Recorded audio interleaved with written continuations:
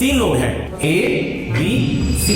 रात का टाइम है, ये एग्जैक्ट सी सेट का क्वेश्चन है 2022 का, जो भी यूपीएससी तैयार करे लिखने का। रात का टाइम है, ये ब्रिज है, यहां से यहां आना है सबको। ए जो है ना वो यहां से यहां तक की डिस्टेंस को 1 मिनट में ट्रेवल कर सकता है, बी 2 मिनट में और सी 3।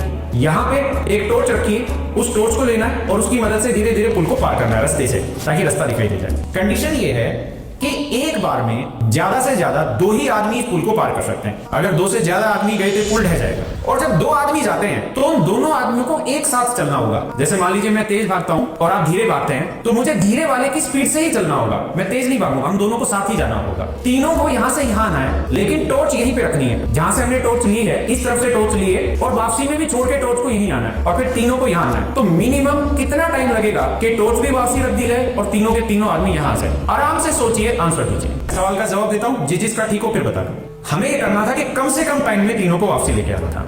तो सवाल का जो गेम है ना, वो इस बात में है ही नहीं कि यहां से यहां तक जाना, गेम है यहां से यहां तक वापसी आना। मैं ए और बी दोनों को ले लेता हूं यहां साथ, तो ए 1 मिनट लेता है और बी 2 मिनट। तो दोनों यहां चलेंगे तो धीरे वाले की स्पीड से चलना पड़ेगा, दोनों साथ चलेंगे तो 2 मिनट लगेंगे ए और बी दोनों को यहां तक आने में। बी को यहां छोड़ा, अब ए तेज से दौड़ रहा है कि धीरे तेज, तो ए वापसी आएगा।